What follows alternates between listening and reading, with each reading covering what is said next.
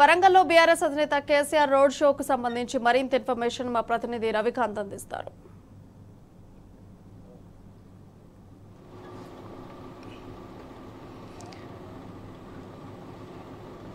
కేసీఆర్ గారు ఇవాళ సాయంత్రం 5 గంటల తర్వాత వరంగల్ పట్టణానికి చేరుకుంటున్నారు. హన్మకొండ అంబేద్కర్ జంక్షన్ నుంచి మొదలయ్యే బస్సు యాత్ర అలంకార్ జంక్షన్ వరకు అయితే అనుమతి ఉంది. అయితే దీనికి సంబంధించి హన్మకొండ చౌరస్తాలో ప్రజలను ఉద్దేశించి కేసీఆర్ గారు ప్రసంగించనున్నారు. ఇప్పటికే కేసీఆర్ గారిని చూసేందుకు, ఆయన చెప్పే మాటలు వినేందుకు 7 అసెంబ్లీ సెగ్మెంట్లు ఉంటాయి వరంగల్ పార్లమెంట్ పరిధిలో.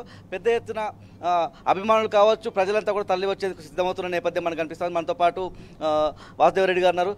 ఎట్లా ఉండనుంది కేసీఆర్ గారి షెడ్యూల్? ఎలాంటి మాటలను కేసీఆర్ దగ్గర నుంచి ఎక్స్పెక్ట్ చేస్తూ ఉన్నారు? ఎట్లా ఉంది కదా?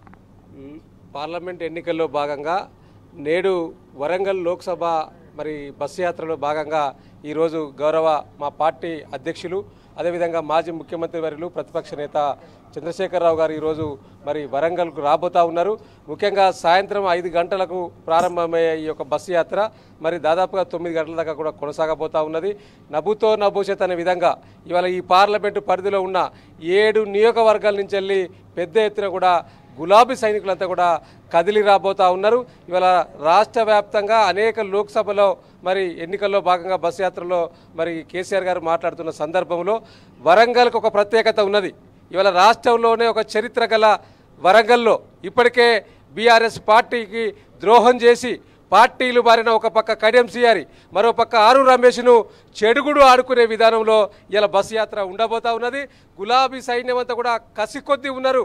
కేసీఆర్ గారిని చూడాలి, కేసీఆర్ గారిని కలవాలి, కేసీఆర్ గారి మాటలు వినాలని ఒక తాపత్రయంతో ఇవాళ మొత్తం నియోజకవర్గాల నుంచి వెళ్ళి గులాబీ సైన్యం రాబోతా ఉన్నది.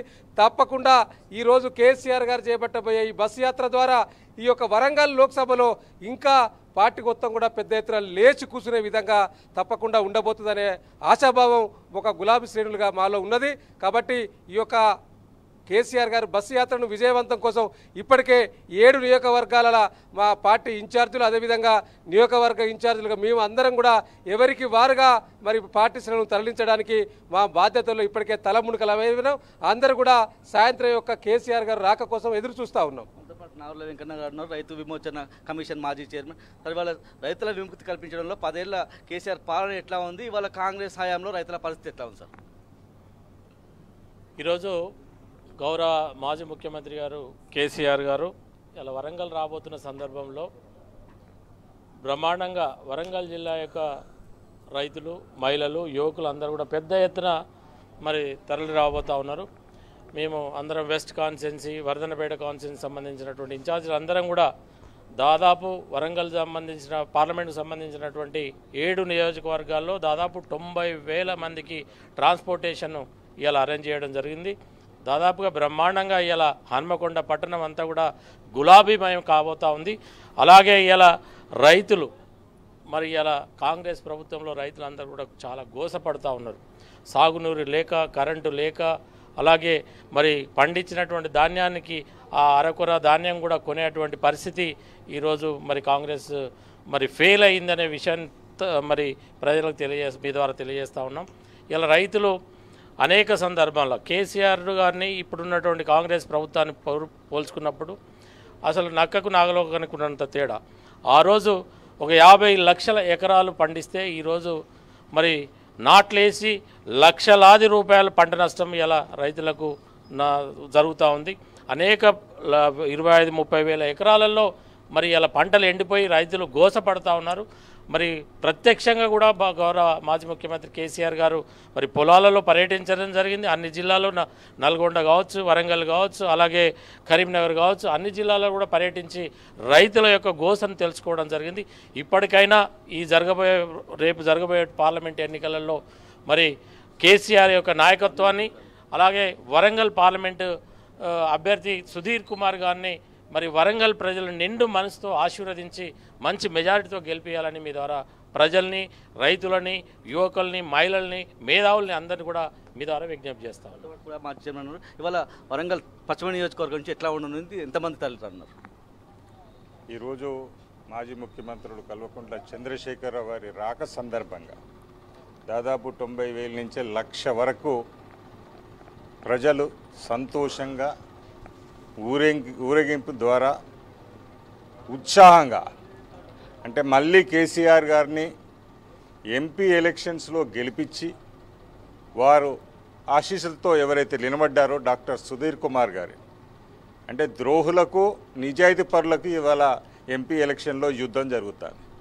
మీకు తెలుసు కాంగ్రెస్కి వెళ్ళి నిలబడ్డే క్యాండిడేట్ ఎవరో కడియం కావ్య అంటే కడియం శ్రీయర్ గారు 10 ఏళ్ళు టీఆర్ఎస్ బీఆర్ఎస్ ప్రభుత్వంలో పవర్ ఎంజాయ్ చేసి ఆయన జీవితంలో ఎన్నడూ ఈ 10 ఏళ్లలో ఎంపీగా డిప్యూటీ సీఎంగా ఎమ్మెల్సీగా ఎమ్మెల్యేగా అంటే రాజ్యాంగంలో ఉన్న అన్ని పదవులు ఈ 10 ఏళ్లలో కేసీఆర్ గారు అంటే దాదాపు భారతదేశంలో ఎవరికి ఇలాంటి అవకాశాలు దొరకపోవచ్చు, కడియం శ్రీయర్ గారికి దొరికాయి. కష్ట సమయంలో టికెట్ ఇది కూడా తన కూతురికి కూడా టికెట్ తీసుకొని కడియం కావ్య గారికి టికెట్ తీసుకొని 2 రోజులకే పార్టీ మార్చేసి ఎందుకు మార్చారు ఏంటి అవన్నీ గతంలో పోలేము. కానీ అలాంటి క్యాండిడేట్ ఒకటి ఇక్కడ నిజాయితీ పరుడైన నిర్కాసుడైన 21 ఇయర్స్కి వెళ్ళి మన ఉద్యమానికి తోడ్పడిన sincere candidate doctor Sudheer Kumar గారు నిజాయితీ పరుడు. ఈ సుధీర్ కుమార్ని భారీ మెజార్టీతో గెలిపేయడానికి పార్టీ శ్రేణులందరూ కష్టపడుతున్నారు. తప్పకుండా వరంగల్ ఎంపీ అభ్యర్థి సుధీర్ కుమార్ గారు గెలవబోతున్నారు. ఈ రోడ్ షోతోనే క్లియర్ కట్ తెలిసిపోతుంది. రోడ్ షో సాయంత్రం 5 గంటల తర్వాత కేసీఆర్ గారు రానున్న నేపథ్యం, పూర్తి స్థాయిలో అన్ని ఏర్పాట్లు కూడా చేసిన నేపథ్యం, గులాబీమయంగా హన్మకొండ పట్టణం అంతా కూడా మారిపోయిన నేపథ్యం మనం చూస్తూ ఉన్నాము. కేసీఆర్ గారు అయితే సాయంత్రం 5 గంటల తర్వాత హన్మకొండ పట్టణానికి చేరుకొని ఉన్నారు. కేసీఆర్ గారిని చూసేందుకు, ఆయన మాటలు వినేందుకు 7 అసెంబ్లీ నియోజకవర్గాల నుంచి అంటే వరంగల్ పార్లమెంట్ పరిధిలో ఉన్న 7 అసెంబ్లీ నియోజకవర్గాల నుంచి దాదాపు 1,00,000 పైచిలకు ప్రజలు ఇక్కడికి వచ్చి ఆయనకు నీరాజనాలు పలకనున్నారు. Right Ravikanth, thank you for live updates.